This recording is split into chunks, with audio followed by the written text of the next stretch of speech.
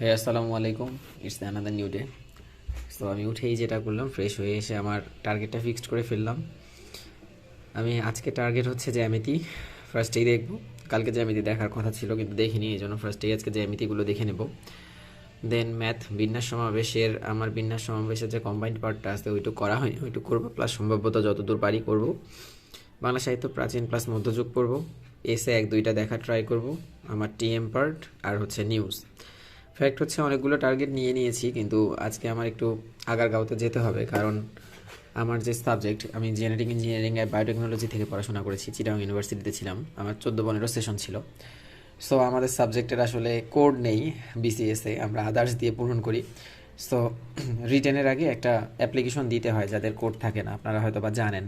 আমার এটা এখনও দেয়া হয় নাই, 43-এর আগে দিয়েছিলাম, 44-এ এখনও দেইনি। ওইটা আজকে গিয়ে জমা দিয়ে আসবো, এই জন্যই হয়তো বা বাইরে অনেকক্ষণ টাইম ওয়েস্ট হবে। তারপরেও আমি টার্গেট নিয়েছি, এগুলো দেখা যাক কি হয়, কত দূর পড়তে পারি। সো আমার জন্য শুভকামনা। টার্গেট থেকে আমি জ্যামিতিগুলো দেখে ফেললাম, বেশ কয়েকটা জ্যামিতি দেখলাম। এখন আলহামদুলিল্লাহ একদমই সময় কম লাগে জ্যামিতি দেখতে, যেহেতু আগে পড়া হয়ে গিয়েছে।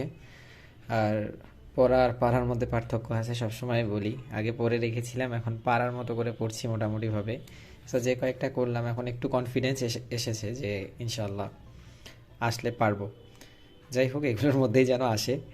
এখন যেটা থাকলো সেটা হচ্ছে ম্যাথ সমাবেশ, বিন্যাস সমাবেশের বাকি পার্টটুকু করবো, আর সম্ভবত শুরু করবো যতদূর করা যায়। ওকে, তাহলে এখান থেকে আমি ম্যাথটা মোটামুটি করে ফেললাম। বিন্যাস সমাবেশটা শেষ করে দিয়েছি আর সম্ভাব্যতাটা মাত্র শুরু করেছি। এখন যেহেতু 12টা বাজে অলরেডি, সো আমার যাওয়া উচিত এখন। আমি একটু যাচ্ছি আগারগাঁওয়ের দিকে, ওখানে গিয়ে ওই অ্যাপ্লিকেশনটা জমা দিয়ে দেন চলে আসব। তো এসে তারপর আপডেট দিচ্ছি।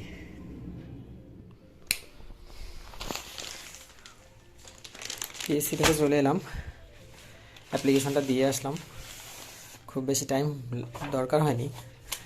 আর একটা কাজ করেছি, যেটা হচ্ছে ম্যাথ একটা সাজেশন নিয়ে এলাম আশরাফুল স্যারের, ককটেলেরই। এটা 43-এর জন্য অ্যাকচুয়ালি বের করেছিল।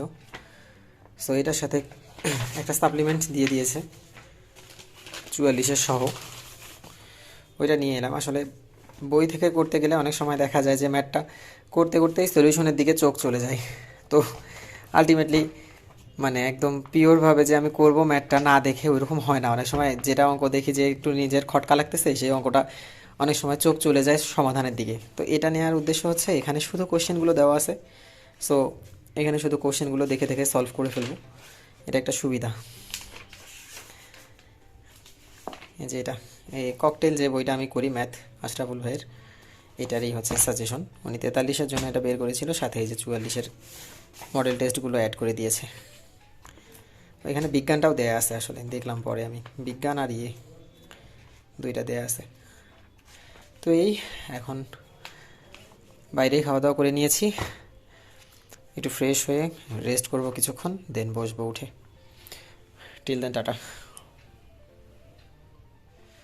রেস্ট করে উঠে পড়তে বসেছিলাম। এখান থেকে আমি বাংলা সাহিত্যটা শুরু করেছি, প্রাচীন যুগ শেষ, মধ্যযুগ শুরু করেছি, মধ্যযুগ রানিং। সো এখন আমি যেটা করব সেটা হচ্ছে একটু নিচে যাব, নাস্তা করে আসবো। প্রচুর ক্ষুধা হয়েছে, 7টা বাজে। আধা ঘন্টা বা 1 ঘন্টা গিয়ে একটু নাস্তা করে হাঁটাহাঁটি করে চলে আসবো। দেন মধ্যযুগের বাকি পার্টটা ইনশাল্লাহ পড়ে শেষ করব।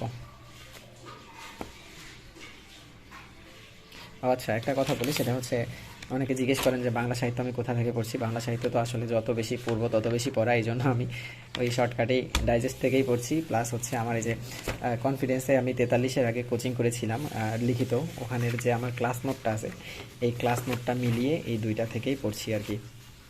এই হচ্ছে বাংলা সাহিত্য। আর ওই যে টিএম পার্টের কথা আমি মাঝে মাঝেই বলি, টিএম পার্টের মধ্যে এই যে আমার সাহিত্যের যে ছন্দগুলো আমি মুখস্থ করার ট্রাই করেছি, এগুলো লিখে রেখেছি। সো এগুলো মোটামুটিভাবে আমি প্রতিদিন একটু একটু করে মেমোরাইজ করার ট্রাই করি। এখন প্রশ্ন করছি, প্রশ্নের সাথে মিলিয়ে কোন ছন্দটা হবে বা কোন যে কোনো কোশ্চেনের মধ্যে কোন ছন্দটা দেয়া যায়, এগুলো একটু এখন থেকে সাজিয়ে নেওয়ার চেষ্টা করেছি আমি। সো এই আপাতত যাই, একটু নাস্তা করে আসি, দেন আবার দেখা হচ্ছে। যাই হোক, নিচ থেকে এসে ধিমিয়ে ধিমিয়ে একটু একটু করে পড়ছিলাম, দেন একটু গল্প করছিলাম, ফোন চাপছিলাম, এরকম করতে করতে মধ্যযুগটা পড়া হয়েই গেল। তো এর সাথে সাথে আমার বাংলা সাহিত্য পাঠটা আজকের টার্গেট ফিল আপ। এখন যেটা আমি করব, এসে 1-2টা বাকি আছে, সাথে এখন 11:30 বাজে। সো আমি খাওয়া দাওয়া করে নেব, খাওয়া দাওয়া করে দেন এসে টিএম পার্ট আর নিউজ, খাওয়া দাওয়া করতে করতেই আমি অ্যাকচুয়ালি নিউজ পার্টটা দেখে ফেলি। সো নিউজ পার্ট আমি দেখেই ফেলবো। আর এসে আর হচ্ছে টিএম পার্ট, এই দুইটা জিনিস বাকি থাকবে। খাওয়া দাওয়ার পরে এই দুইটা একটু করে দেখব। খাওয়া দাওয়া করে বসে বসে খুব রিল্যাক্সে একটা এসে দেখলাম, ডেমোক্রেসি অ্যান্ড গুড গভর্নেন্স।